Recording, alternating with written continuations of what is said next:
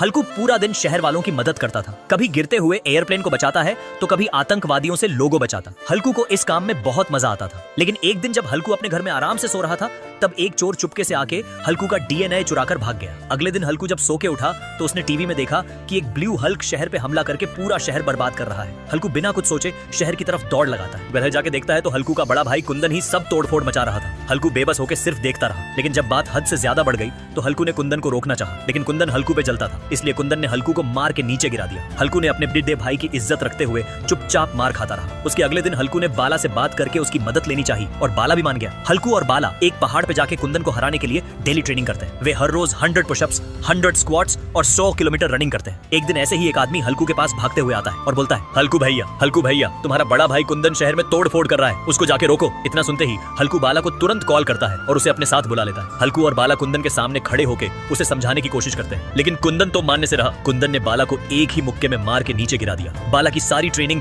एक मुक्के में ही पानी में मिल गई। तब हल्कू को एक बात समझ में आई। हल्कू ने अंदाजा लगाया कि कुंदन को कहीं से काली शक्तियां मिल रही हैं, इसलिए वो इतना ताकतवर हो गया है। कुंदन जब अपने घर आराम से सो रहा था तब अपना हल्कू कुंदन के डीएनए के लिए उसका खून एक इंजेक्शन में भर लेता है। हल्कू का अंदाजा सही निकला। हल्कू अपने सीक्रेट लैब में उसका डीएनए चेक करता है तो कुंदन के खून में किसी खास चीज के स्टेरॉइड को इंजेक्ट किया गया था। हल्कू को इस बात की सच्चाई जानने के लिए कुंदन का पीछा करना पड़ता है। कुंदन एक सुनसान और शैतानी खंडर में जाता है। उसके पीछे पीछे हल्कू भी वहां उस खंडर के पास पहुंच जाता है। कुंदन खंडर में जाके एक बूढ़े साइंटिस्ट से मिलता है और उसे गुस्से से बातें करता है। हल्कू चुपके से सब कुछ देख रहा था। हल्कू को लगता है कि यही सही समय है साइंटिस्ट को धूल चखाने का, लेकिन बात उल्टी हो गई। कुंदन हल्कू को साइंटिस्ट के पास पहुंचने ही नहीं दिया और हल्कू को बुरी तरह से मार भी दिया। हल्कू किसी तरह भागते भागते वापस अपने घर आता है। हल्कू ने अब ठान लिया था कि अब मैं भी एकदम खतरनाक स्टेरॉइड बनाऊंगा और लोगों की जानें बचाऊंगा। हल्कू दिन रात मेहनत करके एक येलो कलर की स्टेरॉइड बनाता है और उसे बाला के शरीर में इंजेक्ट करने का फैसला लेता है। कुछ देर बाद बाला भी लैब में पहुंच जाता है। हल्कू बाला के बॉडी में वो इंजेक्शन इंजेक्ट कर देता है। बाला का रूप अचानक से बदलने लगता है। बाला पूरा येलो कलर का हो जाता है। अब बाला और कुंदन बराबर की ताकत के हो गए थे। हल्कू और बाला उस जगह पे जाते हैं जहां पर वो बूढ़ा साइंटिस्ट कुंदन को बिगड़ा रहा था। हल्कू उस साइंटिस्ट को मार के नीचे गिरा देता है